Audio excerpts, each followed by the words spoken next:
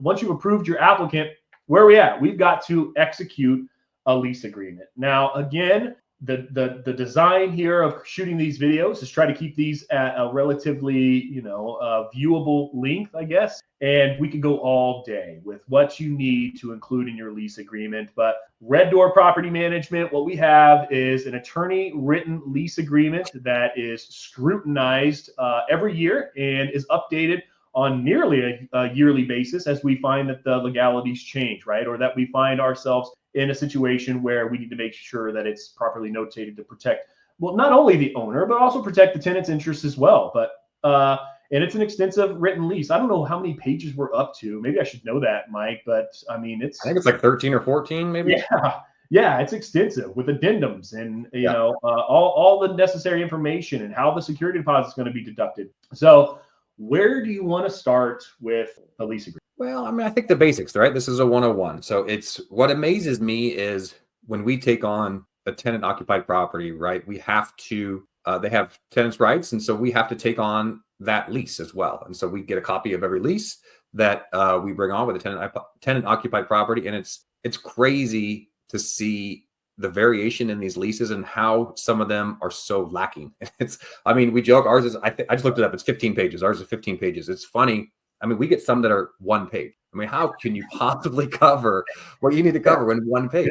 A $200,000 asset, and I'm securing it with a one-page lease agreement. Yeah, right. So I think maybe we'll just start with the basics. Of course, you got to have your name as the landlord, and whether that is, you got to make sure that's either you or if you have it in an LLC, you got to just make sure you have the right person / entity in there. The person who is on the deed, that's who you need to have there. Okay. Obviously, you need to have the tenants' names, all of the tenants' names. If you have 3 or 4 different tenants, they all need to be on there. The address of the place. You need to include any furniture or fixtures in there. So this would be all your appliances.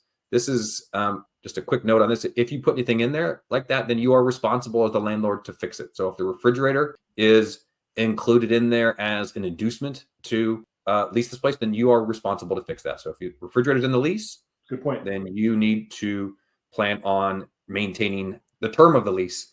Is it a year? Is it a 15 month? Is it month to month? Is it a 4 month? The start date, the end date, the rent amount, of course, that's probably not missed by most people, but you'd be surprised. We have I'll get into that when we get maybe a little bit more advanced, but what else? The security deposit amount and how you're going to return that to them. You're going to want to put if there's a due date, if there's any late charges on there. What else is going to be 101? You're going to need to list all of the occupants in the home. So if you have 2 adults and 2 children, the 2 adults are going to be the ones as the tenants, but then you need to have occupants as well. So those would be non-signing people on the lease as well.